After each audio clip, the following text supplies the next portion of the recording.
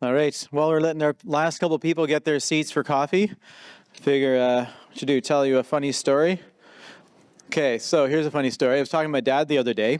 He's in his 70s, and I enjoy hanging out with him a couple times a week. And so he told me a story from when he was a kid. He and his brothers and sisters liked bugging their older sister that had to babysit them.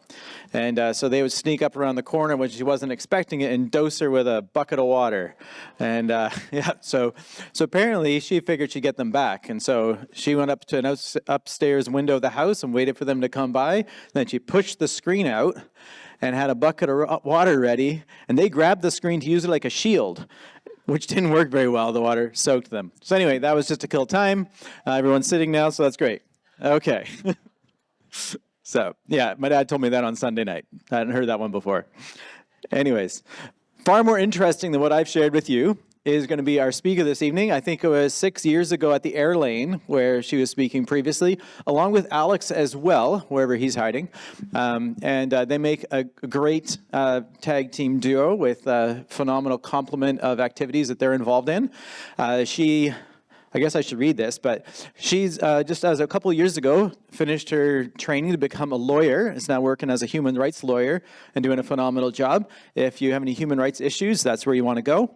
If you don't, good for you. Don't try to make any. So she is a human rights lawyer, motivational speaker, self-published author, graduated from the University of Ottawa with a Joint Honours Specialization in Women's Studies and Political Science, and completed her Juris Doctor at the University of Ottawa, graduating with a specialization in social justice. Lia first stepped onto the stage of activism at age 12 under the pseudonym Lia Mills, when a video of her speech about abortion went viral on YouTube. Since that time, Lia has continued being a voice for the voiceless, expanding her passion for social justice to include topics like euthanasia, assisted suicide, and human trafficking. Lia is undeterred in her goal to make abortion both unnecessary and unthinkable. Her passion is to see abortion end in her lifetime, combined with her understanding that the needs of pregnant women must be properly addressed before this will become a reality. And that motivated her to write An Inconvenient Life, a book about her experiences as a young pro-life woman. So if you want to welcome with me someone who will certainly steal the show tonight, as I've heard they've done, Lia Milousis.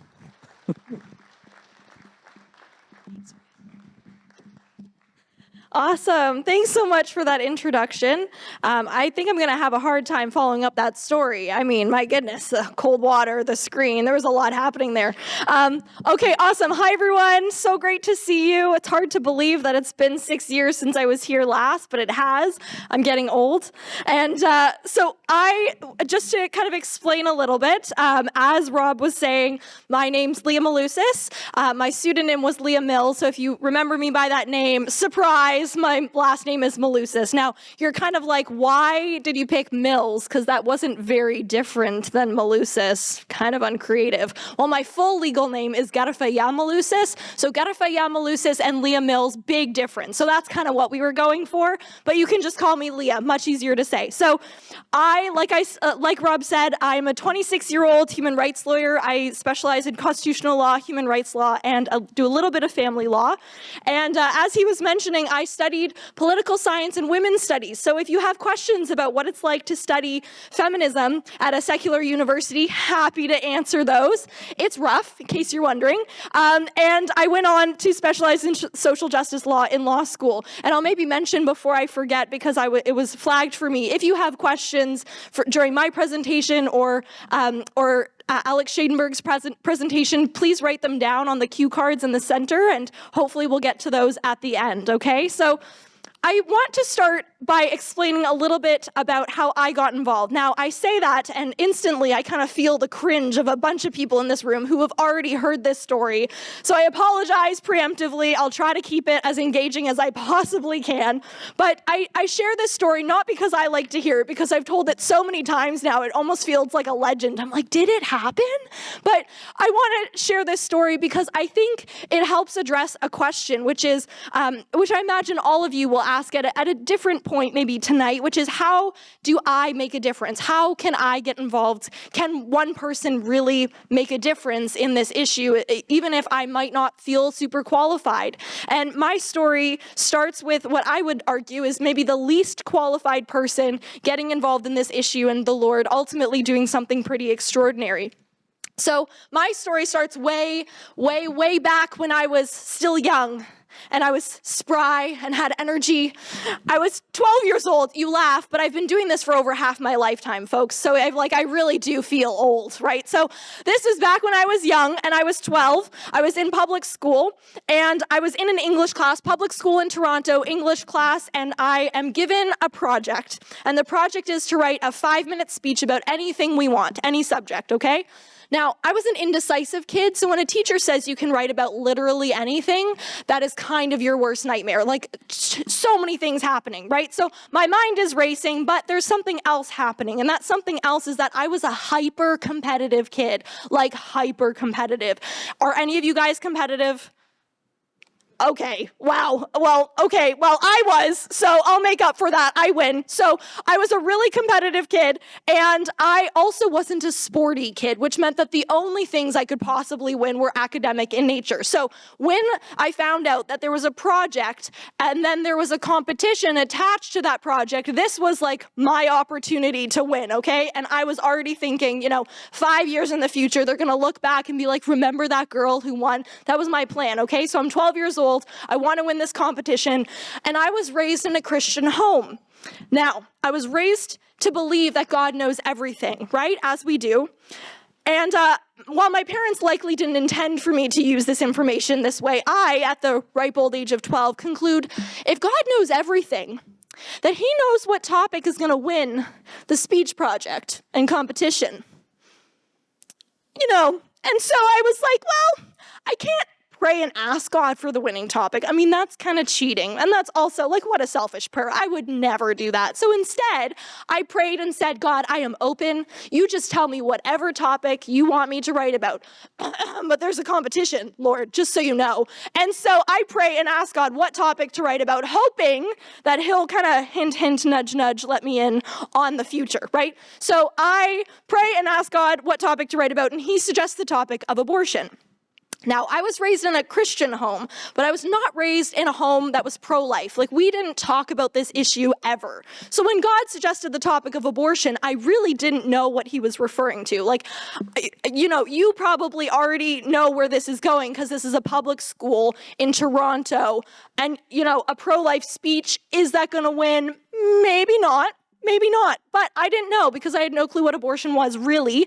I'd maybe heard the word once before, seen a video about the development of the unborn child, something like that. So I kind of naively say, thanks God, that's a great idea, thinking I have the winning topic. And I go off and I start doing some research.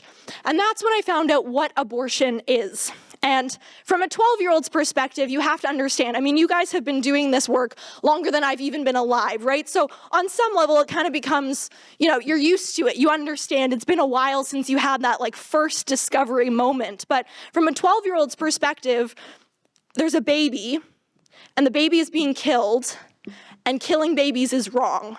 Right, that's as simple as it gets. That's all the information I needed. So I actually thought, there's no way that I have to write a speech about this because surely everyone agrees. It was hard for me to fathom that this actually was something that people thought was okay. But then I found out that not only do people think it's okay, but it is in fact legal in Canada, and it's legal to have an abortion all the way up to 9 months. And what I mean, legal is the wrong term, actually. It's decriminalized. What that means is that it's not prohibited. So if you can find a doctor to do an abortion at 9 months, that's not a crime.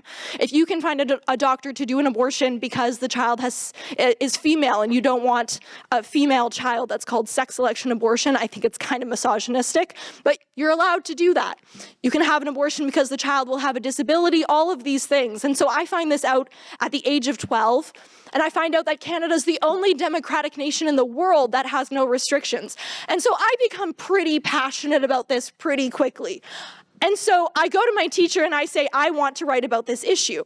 And my teacher, recall, this is a public school in Toronto, she says, you can't. It's too big, too mature, way too controversial, not allowed. So I, being the super respectful but sassy 12-year-old that I am, take the school assignment and kind of slide it across her desk and say, Miss Wyman, I do believe you said we could write about any topic we wanted. And I do believe that abortion is in fact one of any. So I actually think that based on the assignment, I'm allowed to write about this issue.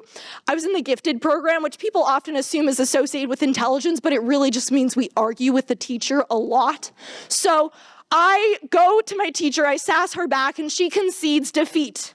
And she says, okay, fine, you can write about it for the school project, but you cannot do it for the competition, which is her trump card, right? Because I want to win this competition, and she knows that, right? So I would love to tell you that I was, a good little Christian girl and was like, no, I will forsake everything for the sake of following the Lord where his voice leads. But I was 12, right? So I was 12 and selfish and really wanted to win this competition. So I struggled with this decision for weeks, much to, the chagrin of my parents who were, listening to me wailing about this and like, it's not fair, But finally, after everyone in my life was trying to change my mind, my parents, they didn't understand why I cared about this issue so much. My teacher tried to change my mind, my librarian, everyone thought it was an awful idea. But I was on the bus, on the way to school, on the day that I had to decide, and I just couldn't do it. I couldn't let it go. I had just discovered a human rights violation taking place in my country, in a country I had been told, was the leader in the world on human rights. And it just felt so wrong to ignore that and to look the other way. For what? For a competition? And I also felt like the Lord had brought it to my attention on purpose. I didn't know why me. I was 12 and sassy and totally politically incorrect, but he had brought it to my attention, and it almost felt like it'd be betrayal to not talk about it. So I forfeited the competition, told my teacher that I would just do it for the school project, and I went ahead and wrote this speech. And my teacher ended up putting me back in the competition, which was really exciting. And then I got disqualified again because I referenced the Creator, and that's just too Christian for a public school in Toronto. And then I was qualified again because my teacher thought it was unfair, and it kind of went back and forth. And I often say this, but I genuinely, at the age of 12, was like, adults are so complicated. Why did you give me a speech project, which is quite literally asking my opinion on a subject if you didn't want to know my opinion on a subject? Just doesn't make sense. Adults are weird. So the long and short is I don't win the competition. You probably saw that coming a mile away because, again, it was a pro-life speech in Toronto in a public school. But while all this was happening, my parents, who initially were very opposed to me writing about this, you'll recall, they thought I had done a good job. They thought I was super cute, which I kind of was at 12. And so they took a video of me doing the speech and posted it on YouTube. And as the views kept going up, my dad would always tell me how many views there were, and he was very supportive. But as the views were going up, it went from 7 to 25 to 100, and then 100 to 1,000, and 10,000, and 100,000. And it's about that point that we were all like, who is watching this video? Because, the types of videos that go viral on YouTube are not usually sassy 12-year-olds standing in front of a blank screen saying maybe abortion isn't a good thing. They're ask your kids or your grandkids. They're usually like, farting cat videos or laughing baby videos, these kinds of things. But to this day, that video has 3 million views. Which is a lot of views. It's a lot of people. I always tell the students, make sure you do well on your school projects. You never know when 3 million people are going to see them. It happens. So all of that happens, and then we start getting comments. And then we get a lot of positive comments, people saying it's so great that you're doing what you believe in, good for you, even if they disagreed. But then we got the not so nice comments. We had people saying, you should have been aborted, we'll find you and kill you, you should be sexually assaulted, specifically by your father, awful things that people should never say to anyone. And my parents freaked out and we took the video down because, recall, I was 12, but we really felt like the Lord was doing something. And we didn't understand what, and we didn't understand why, and we didn't understand why me and this issue, but we felt like he was doing something. So we prayed about it as a family, and we voted very democratically, confidentially, to put the video back up. It was a unanimous vote. And so we put the video back up under a pseudonym. So I went by the name Lia Mills to try to protect my family because everyone in Canada with the last name Milousis is related to me. And what happened after that was people started inviting me to speak. And at first, we turned all the invitations down because I was 12. I couldn't just like go to Malta and Scotland and stuff and like talk. I still had Bristol board presentations to finish for school, you know? But then I got invited to speak at the National March for Life in Ottawa, and that was just too cool, and it was close, and we could kind of make it work, and so we did, and the rest is history. I have done this for the last 14 years, and the Lord keeps opening up opportunities for me to do this, and I keep sharing my message, and my message has changed a few different times tonight, and, well, not tonight, sorry, that would be bad. It's changed a few different times over the last 14 years, but I like to approach this issue from a human rights perspective, and that's what I'm going to do tonight. And I hope that it's helpful. I hope that it, gives you a helpful approach when you're having challenging conversations. And so first of all, to maybe give you a bit of a roadmap, I approach every human rights issue, whether it's abortion or euthanasia and assisted suicide, every human rights issue I approach from this perspective. First of all human life is inherently valuable. Second of all, every human life is inherently equal. Therefore, third, it is always wrong to intentionally end the life of another human being. The only exceptions are self-defense, and I would say that could be individual self-defense or maybe collective self-defense, if your country's being invaded. But that is the approach that I take. And that's important for us to understand. And it's important to think about this as a human rights violation. This isn't just a tragedy that takes place. This is quite literally the human rights violation that has taken place in our country for 30 plus years and continues to take place. And I think of abortion, as well as now euthanasia and assisted suicide, as some of the leading human rights issues in our world. Now, I went to law school, and one of the things they tell you in law school is that you should engage in what they call point-first writing. And the idea is that instead of taking what they call the mystery novel approach, where you kind of lead someone for 400 or 500 pages on this big narrative, and then you give them the end at the end, you just put the conclusion right at the beginning because senior lawyers don't actually care about your 450 pages of mystery novel writing. You just give them the conclusion right at the beginning, and then that's that. Now, I hate the point-first writing process. I hate it. I love the mystery novel approach. I love words. I'm very verbose. My parents could tell you. And so I'm not going to give you the conclusion at the end. You're going to have to wait until the end to get the conclusion. However, I thought that I would give you a little bit of a roadmap so you know what to expect. I thought that was probably wise. So my hope tonight is to talk about two different human rights issues. The first, abortion. The second, euthanasia and assisted suicide, although I will not steal Alex's thunder, so don't worry, it'll just be a short commentary on that. But ultimately, I think my point is this, and I think this ties the two ideas together, the two issues together.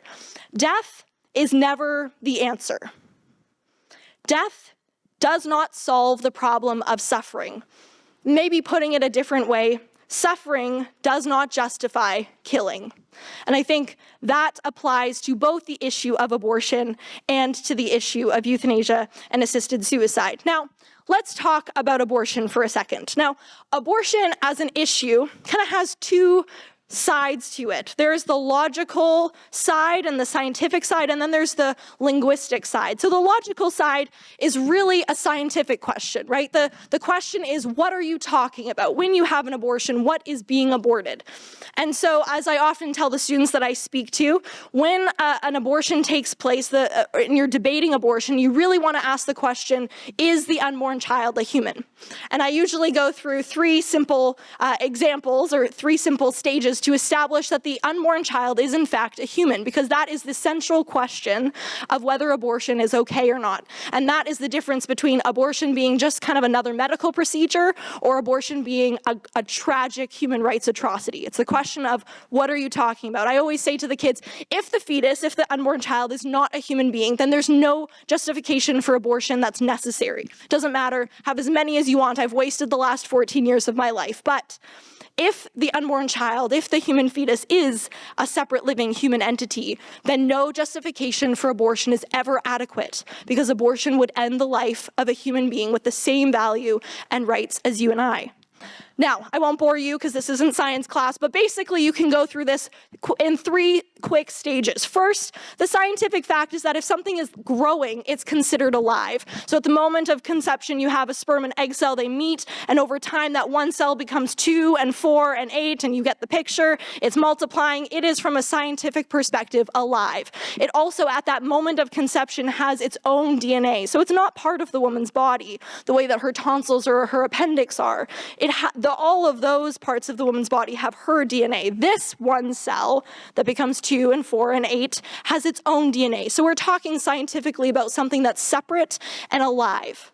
There's also the fact that we as humans are created, species reproduce after their own kind, right? So if you are human offspring, you have human parents. So when you have a male human and a female human who reproduce, they're going to have a human child. Not mind-blowing, pretty basic science. So what we're talking about then, when we're talking about an abortion, is something that ends the life of a separate living human entity. That is what we call murder. That's what we call killing. And so I tell the students often there's no justification for abortion that is adequate, because abortion ends the life of a separate living human entity. Now, you all know that, but it's important to explain that because that's the logic side, right? So when you're having a logical debate with someone, you want to get to the question of what are you talking about? What choice is being made? Is it the choice to just kind of remove a blob of tissue, or is it the choice to end a human life? That matters. But then over here, we have the rhetorical debate. We have the abortion debate, where people use fancy terminology and they kind of blur the line between the 2 categories. And so I was in a feminism class once, and my professor was talking about the importance of language. And she said, that's why I never call it a baby shower. I only ever call it a fetus shower, because she recognized that the moment she used the term baby, it humanized the unborn child.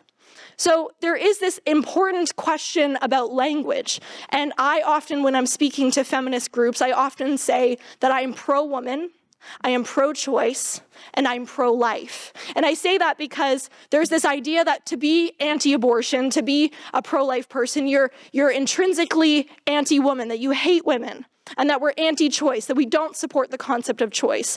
But one of the main reasons why I oppose abortion, one of the main reasons why I do the work that I do, is because I believe that abortion is a human rights violation that harms women as well as the unborn child. And there are stories that I could share about that, and happy to kind of answer some questions about that at the end. But I think it's important for us to recognize that in debates, in conversation about this issue of abortion, there's the scientific side and the logical side, the head arguments, so to speak. And then there are the heart arguments. There are people who are asking questions like, well, what about rape? What about when the woman's life is in danger? What about poverty? These kinds of things. And it's important for us to have a response to that. And the response isn't to go to those logical arguments, because when someone asks those questions, they're not so much asking, is abortion okay?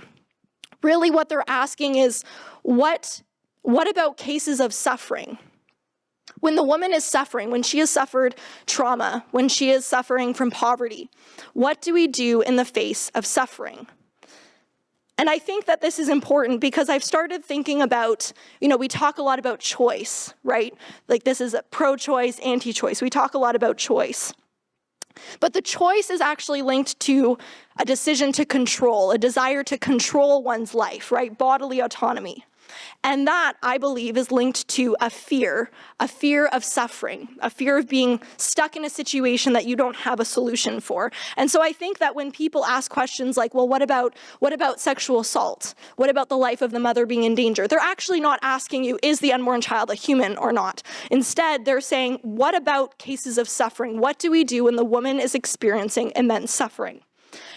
Now, it's important for us to have a response to that. And so my response usually is to first establish rapport, to build empathy and say, I agree with you that these are awful situations. So you show some empathy, you build common ground, and you agree that there is in fact suffering, that women face crisis pregnancies, women face unwanted pregnancies, that they do in fact face suffering. But the solution to that suffering is never killing. And that goes back to what I said at the beginning. Death is never the answer. And that's important for us to understand, because I think we live in a world that has forgotten those three things that I started with at the beginning, which is that all life is inherently valuable. All life is intrinsically equal. Therefore, it is always wrong to end the life of another human being, even in cases of suffering. Now, I want to shift a little bit to the question of euthanasia and assisted suicide. Because being pro-life isn't just about being anti-abortion, right? It's about being pro-life. I believe that being pro-life is about supporting those fundamental ideas, the intrinsic value and dignity and equality of every human life. So I want to talk about the issue of euthanasia and assisted suicide, again, trying not to steal Alex's thunder. So I don't actually know exactly what Alex is going to talk about, but I'll maybe talk about a few things. In order for my comments to make sense, you need to know about two court cases. I'm sorry, I'm a lawyer. We're going to go there, but I'll try to keep it interesting, okay? So first of all, what changed the law in Canada on the question of euthanasia and assisted suicide was not the federal government. It was a Supreme Court decision. And it was a Supreme Court decision started by a woman named Gloria Taylor. And Gloria Taylor was a woman who was experiencing ALS. And so her body was progressively deteriorating, and she wanted the suffering to end. And so she petitioned the Supreme Court because she said that the government's prohibition on assisting suicide was limiting her ability to make her own choice. Now recall what we talked about. Choice is often linked to control, and the desire to control isn't just kind of this abstract thing. It's a desire to respond to a fear of suffering. So this woman was experiencing what she felt was inevitable suffering, a lifetime of suffering, and so she wanted access to assisted suicide. So Gloria Taylor ultimately got her wish. The law changed in Canada in 2015. And the law basically said that you could access physician-assisted suicide if you were a competent adult who had a grievous and irremediable medical condition that was in a constant state of decline. And the medical condition could be a disability, a disease, or an illness. And if you were experiencing intolerable suffering that you felt subjectively was intolerable to you. So that was the first case, the Carter v. Canada decision, the Supreme Court case. Now, the federal government put in place legislation based on the Carter decision. And it then was challenged by Jean Truchon and Nicole Gladu. Those were two individuals who met all the criteria except one, which was that their death was not what we call reasonably foreseeable. So it means that they had a physical condition, they experienced suffering, they too wanted to die early because they were afraid of the suffering that they were experiencing. However, their death was not reasonably foreseeable. So they challenged the law. And they had that ultimately the Superior Court of Quebec struck down that requirement. And so now it opened up euthanasia and assisted suicide to a whole new category of people. So why am I telling you this boring information? Well, because it matters. Remember those three names.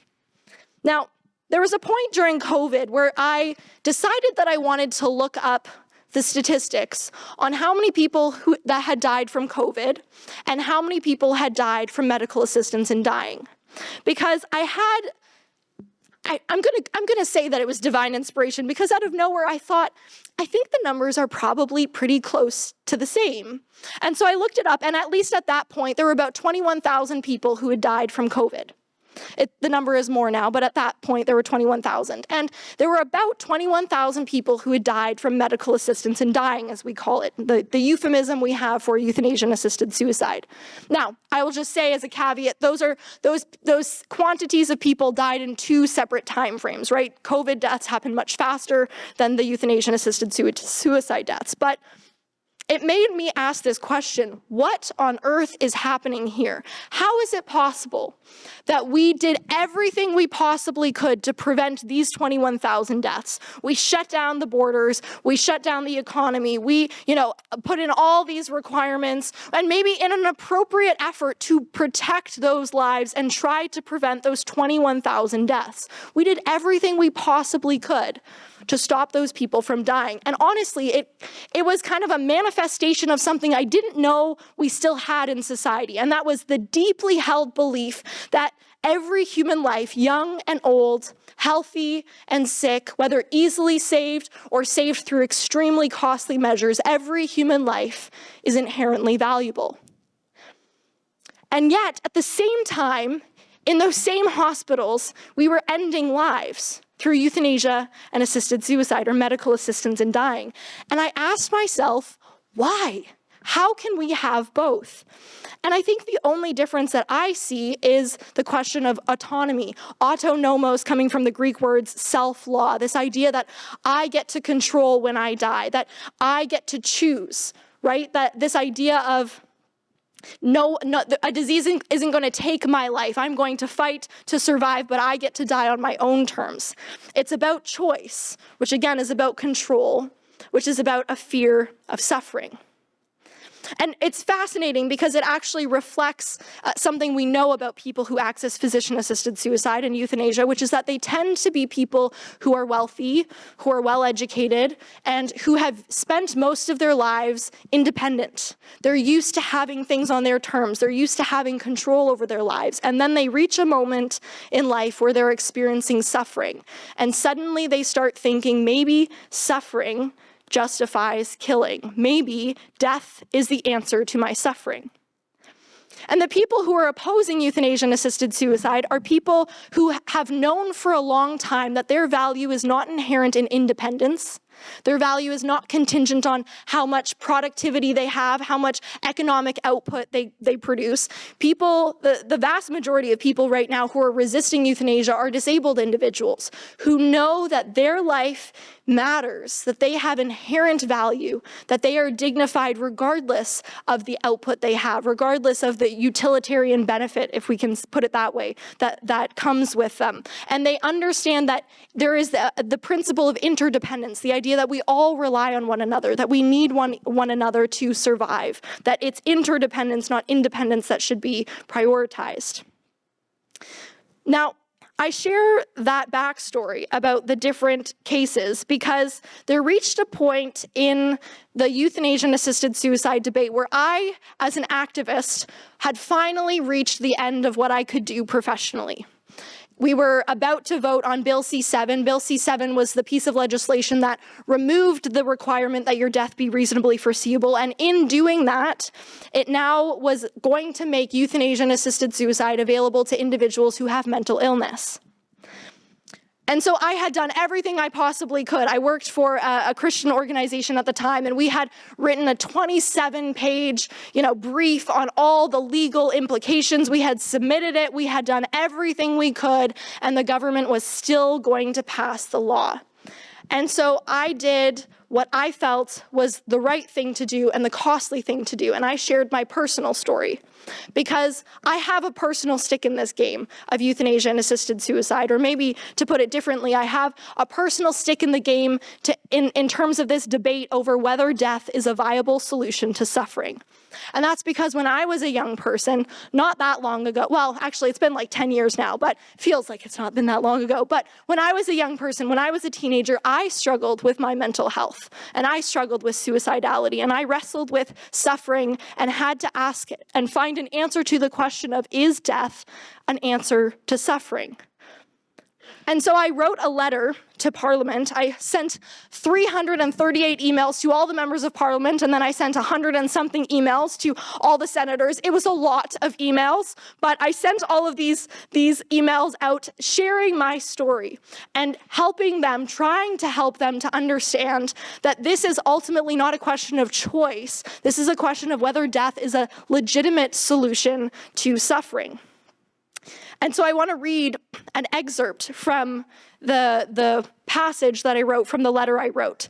And so I'll read it. Quote, "Unless you have attempted suicide before, you will not understand how patronizing it is to hear healthcare practitioners and politicians talk placidly about suicidality as if it were different from MAID. Suicidality is about wanting to die, the argument says, whereas a request for MAID is a rational, well-thought-out desire to end one's suffering, not merely a desire to die for the sake of dying. And yet, if you had told me when I was 16 years old that I could live and never suffer, I would have chosen that option over the death that I sought. For me, both then and now, any delineation between MAID and suicide as methods of ending suffering is a distinction without a difference. The outcome is the same. One is just medicalized.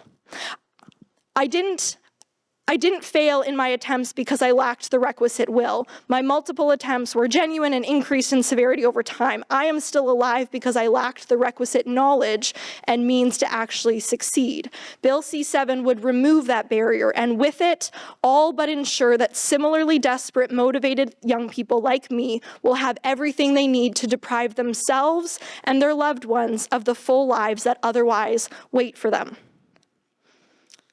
Death was a means to an end, a means of escape from suffering that had made itself a fixture in my life. And I go on to explain that my efforts to die were the same, were my efforts to end my daily suffering, just as MAID was the last-ditch effort of Kay Carter, Nicole Gladieux, and Jean Truchon to escape their daily suffering. And then I write, take it from someone who would qualify. You are not doing me a kindness by making it easier to kill myself. You are merely joining forces with depression and launching a united assault on my continued existence. This issue for me, and these human rights issues, are deeply personal, because the reality is that both of them are about suffering. And I know what it is to suffer. Maybe not the way that you have, because each one of you will have your own stories, but I know what it is to suffer. And so when people say that euthanasia and assisted suicide is rational, in that people are rationally wanting to end their suicide, and they say that people like me who struggled when we were young, it's irrational. It's a distinction without a difference. We're talking about the same thing. And so it's important to understand that I am here still because I continue to cling to those three principles, which is, first of all, that every life matters, that even a life with suffering still has value, that every life is still equal, and that therefore it's not simply that life matters, but that life is in fact worth fighting for. So unlike some people, maybe I can't just agree to disagree. I can't just say, well, maybe you think euthanasia is fine, I'll just have to agree to disagree. No, abortion, euthanasia, and assisted suicide are, by their very existence, undermine human rights. They undermine those principles. They challenge and defy the idea that life is inherently valuable, that life is inherently equal, and that therefore it's always wrong to end another human life, that killing is not justified by suffering, that death is not the answer. Because both abortion and euthanasia look at different forms of suffering, whether a crisis pregnancy or a non-consensual pregnancy or a life experiencing suffering from a medical condition. And both of these regimes that we have in Canada say death is the answer to that suffering. So these principles that I keep referring to, these three principles, are essential to human rights. And so just by existing in Canada, each one of these principles is challenged and eroded by medical assistance in dying and euthanasia, because they suggest that a life with suffering is not worth living. I went to a bioethics symposium recently, and it was put on by a pro-life organization called Canadian Physicians for Life. Incredible organization, check them out, and they have a lot of resources available. And I was introduced to the work of Rabbi Jonathan Sacks, who has sadly passed away, but was a leading rabbi in Britain. And in his book entitled Morality, he writes the following things. He says, "A free society is a moral achievement. Over the past 50 years in the West, this truth has been forgotten, ignored, or denied. That is why today liberal democracy is at risk. Societal freedom cannot be sustained by market economics and liberal democratic policies alone. It needs a third element, morality, a concern for the welfare of others, a commitment to justice and compassion, a willingness to ask not just what is good for me, but what is good for all of us together." Rabbi Sacks goes on to say, when there is no shared morality, there is no society. And finally, he concludes by saying, I-based societies all die. I-based societies all eventually die. Other-based societies survive. Morality is not an option, it is essential. So at the end of the day, like I said, I return to those three basic principles when I look at an issue like abortion, when I look at an issue like euthanasia and assisted suicide. I return to those three basic principles. All life is intrinsically valuable, every single life. All life is inherently equal, therefore it is always wrong to end the life of another human being. So if Rabbi Sachs is correct that we need morality in order to have a society, then I propose that we return to these bare bone basics, which unfortunately we don't have. And that requires challenging those systems like abortion and the maid regime that defy these basic human rights principles, and that takes work. And I guess my final message to you is that that work matters, that work is essential, because that work is part of the work that says death is not the solution to suffering. Now, the question that arises inevitably, and this is how I'll end, is how do we do that work? Like, okay, Lia, thank you so much. We know that we have to do this work. How do we do it? And I'd like to say, first of all, that in order to do this work, we need to recognize that this is not where people need to hear the message. Like, all of us here agree. This is like a safe space, as feminists would say, right? Like, here, we're among friends. And so this is not where the conversation needs to end. The conversation needs to go beyond these four walls. Because if the conversation ends here, if our work as pro-life individuals ends here, then, as it's commonly said, all it takes for evil to prevail is for good men to do nothing. Evil will prevail if the conversation ends here, because we already know that these are human rights violations. We already agree. Instead, we need to take this conversation beyond these four walls. Now, what does that look like? Well, I want to be clear that what I'm suggesting here is not that you all become lawyers. We have enough of those in the world. And not that you all become public speakers, because yeah, I mean, we have a lot of those too. All I'm suggesting is that you figure out what your passion is, what your skill is, and you use that to advance a pro-life message, that you use that to advance a message that says every life is valuable, every life is equal, and challenge the human rights violations of our day. Because people always say, you know, when they look at, historically, they look at human rights violations, they say, oh, I would have acted very differently if I was there, you know, when slavery existed or when Nazi Germany was taking place. But after 50 years, it's easy for us to forget that we're talking about that same kind of human rights violation, that what we're talking about is people's lives ending every single day. In 2021, 10,000 people accessed euthanasia, and we know every year in Canada, approximately 100,000 abortions happen. Those are just numbers, and even myself, after 14 years of doing this, you kind of get used to it, but I hope that you don't get used to it, that by the end of today that you feel riled up again, that it's fresh again for you, that this is a human rights violation. We're not talking about just some kind of fun pro-life get-together. Like, these are people's lives. This is the morality of our nation that's at stake. Now, that's a heavy burden. So let's take a step back and how do we fix this? And I would propose that this doesn't actually look like kind of big dramatic presentations like I'm doing here. I want to share a story with you, and this is how I'll close. It's one of my favorite stories because I think it shows that all we need to do is be faithful in the opportunities that are presented to us. So I was speaking at a Catholic school at one point. They were having a conference on justice.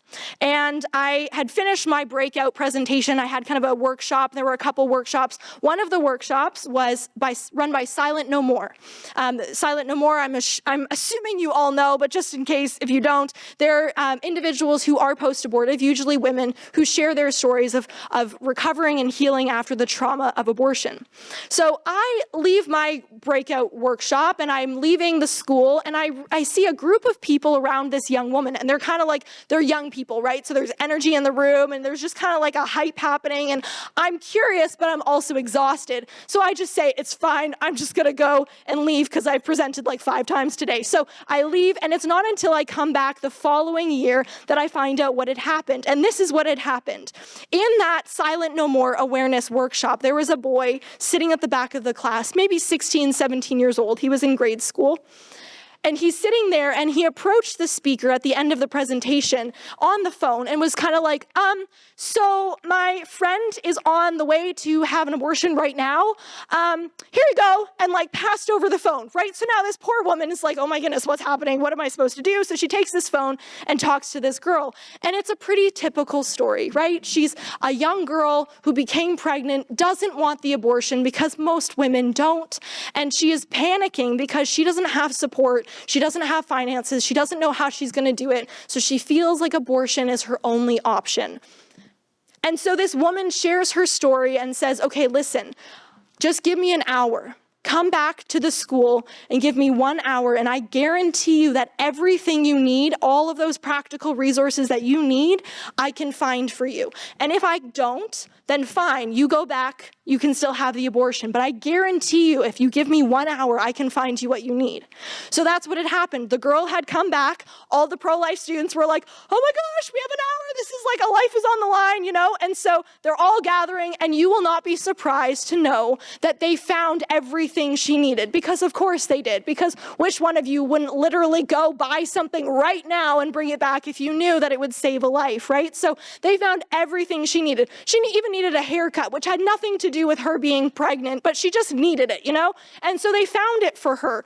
And so after that hour, she realized that she didn't need the abortion. So she didn't have it.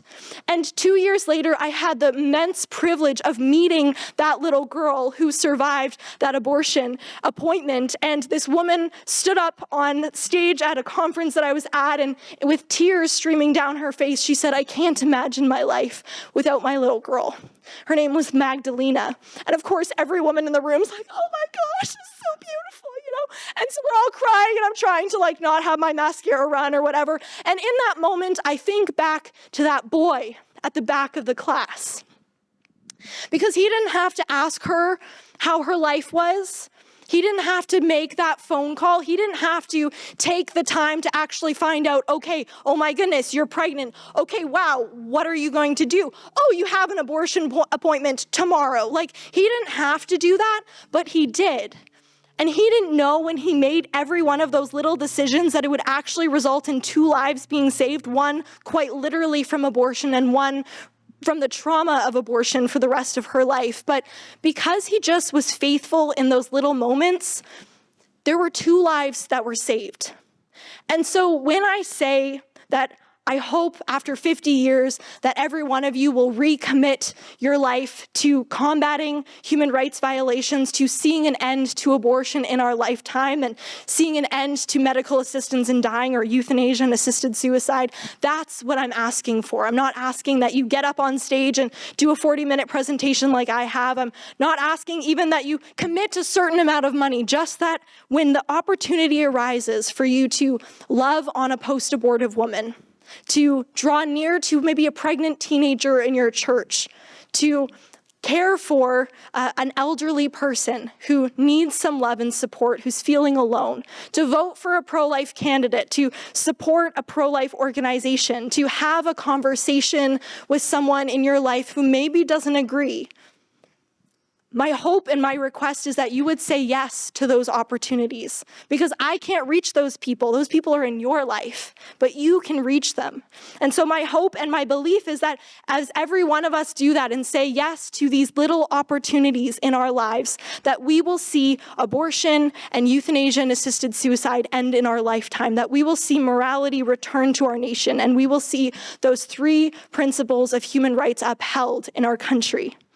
And until I see that day, I will continue doing my part and saying yes as those opportunities arise. I will continue fighting the good fight, and I will continue working to try to build a culture that values life as inherently valuable and inherently equal. And I hope you will too. So thank you so much.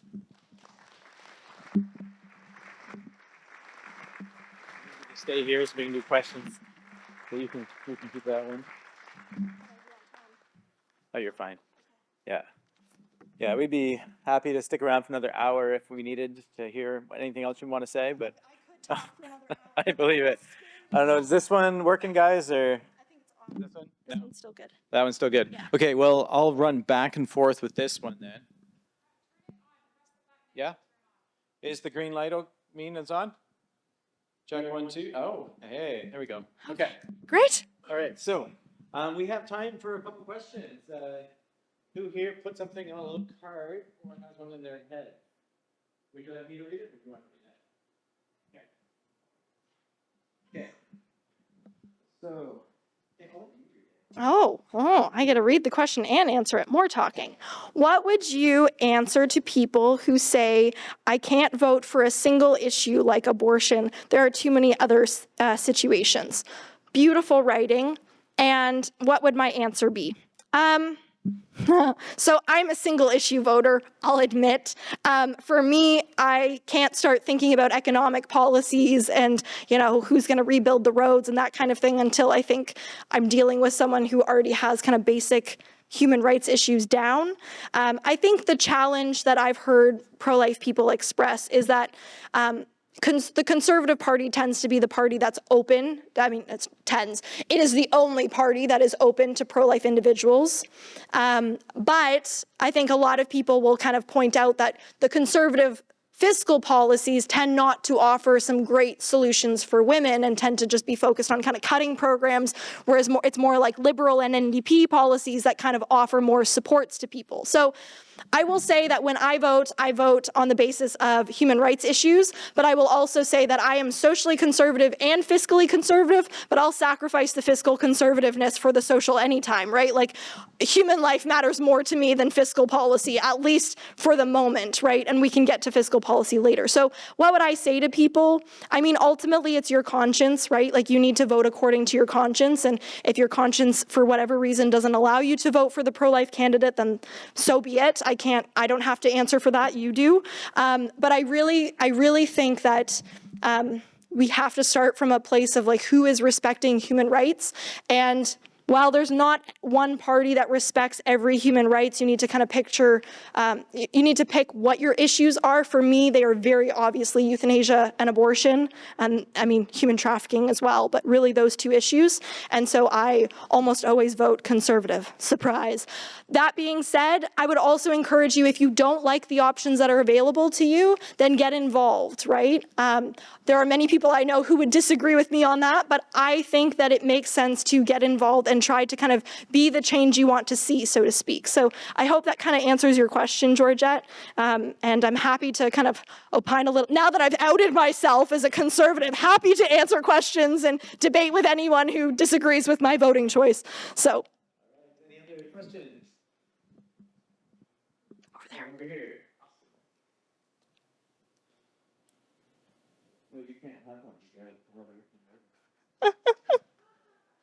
Okay. Okay, fine, I'll read this one. What do you say when people ask, what about medical emergencies such as ectopic pregnancy? Great question. So my position is that when you're dealing with a pregnancy, you're dealing with two lives, right? You're dealing with the unborn child's life and the woman's life. So if you're faced with a medical situation, then you look for a solution that can save both lives. Now, an ectopic pregnancy, for example, is one case where you cannot save both lives, right? So first of all, you save the life you can save. And so if you're dealing with an ectopic pregnancy, you cannot save the child's life, so you save the woman's. Now, I often give the students this example because it's very vivid and it helps. If there is a burning building and there are two people in it and you cannot save one, you can only save the other. You don't enter, kill the one, and then go save the other. You just save the one. And in doing that, the other person will die. That's the tragic unintended side effect. But that is very different than killing the person first and then going to save the life, right? It's always wrong to kill, but it's always good to save. Think about it that way. So then when you're dealing with an ectopic pregnancy, for example, first of all, you can't actually perform an abortion in an ectopic pregnancy situation because the child is growing outside of the uterus and abortion takes place in the uterus. So there's that. But it's also like the solution is to treat the woman 100%. That treatment will never be an abortion because abortion isn't a medically necessary solution to a medical condition that a woman has. But if the treatment ultimately harms the child, that is the unintended side effect of the goal of the treatment to save the woman's life. So for example, in ectopic pregnancy, maybe you have to remove the fallopian tube. Maybe that child is in the fallopian tube and now that child is going to die. That is tragic, but that is very different than an abortion where you intentionally end the life and the woman's life might be benefited after the fact. So that would be what I say. It's kind of vague. It's a complicated philosophical principle, but that's what I would say. And I usually when someone brings that up, again, what they're looking for is, are you human? Do you care about that woman too? And so I always start by building rapport. We care about the woman too. If you can save both, do it. If not, you save the life you can save. Awesome. And we have one more. Just to cut into Alex's time a little bit longer. Kidding. One thought I had, I thought was really fascinating, how you mentioned that you're pro-choice. Mm-hmm. Mm-hmm. Pro-choice point, like you just mentioned about building rapport. Mm-hmm. How would you encourage someone, refresh our memories, what does it mean to build rapport by saying to someone that you're pro-choice? Right, good question. People always panic when I say that and they're like, oh, she studied feminism and she's using the term pro-choice. We think we got the wrong speaker here. So let me explain. When I say pro-choice, listen, I'm a woman who cares about choices, right? Like I'm a woman going into law and politics. Like I choose to have long hair. I choose what I want to wear. Like I choose my career. I make choices, right? So I actually think saying pro-choice or anti-choice is a pretty vacant term. Like that only is a good or a bad thing depending on the choice you're talking about, right? So I always tell the students, every one of us has a list of choices we support and a list of choices we don't support. So if having the choice to have an abortion on the list that I don't support makes me anti-choice, that's kind of weird, right? And being anti-choice would actually be a good thing in some cases, like if we were talking about the choice to sexually assault someone, right? So choice, I really dislike as a term to talk about the issue of abortion. I think it's very empty and not very clear. So when I say that I'm pro-choice, part of what I'm doing is trying to kind of bring that term back to maybe a more neutral playing field and kind of co-opt the term, so to speak. I'm also trying to confuse people because when I say I'm pro-woman, pro-choice, pro-life in a feminist context, people are so confused that I finally have the opportunity to say something because otherwise they already hate you, right? So that's what I try to do. And I would also say, like, think about the question of whether at the end of the day, women are actually doing this because they want to make a choice. Like, we talk about it as though this is about women's rights and freedom and choices. And like, I have never once met a woman who had an abortion. I know many. My mom had an abortion. Many of my friends have had abortions. I've never once met a woman who said, I had the abortion. I'm so proud. I was like, I did it because I was an empowered woman in Canada. No. There's always something in their life that makes them feel like they have no other option. Like, this has to be the decision. And that is not choice. That is the default decision. That's not an empowered decision. So when I use the term pro-choice, that's what I'm trying to do. And I think as people who are fighting against coerced abortions, as people who are fighting for adoption and, you know, parenting to be viable options, we really are fighting for choices for women. So if you want to use that term, feel free. If it's a little triggering for you, don't. But yeah, that's how I make sense of that. Awesome, I love that. Yeah, so focusing on like how choices matter what you're choosing about. Like obviously we all agree some choices aren't good. Exactly. So it's a good idea. It is. Awesome. Okay, so you have 10 minutes to put in any other ballots for the draw, and then we'll be back. There's the red bucket over there. We'll be making that draw in 10 minutes to win that thing right there. So a cheese basket. Yeah. So, oh yeah, give Lia a hand. Give her a hand.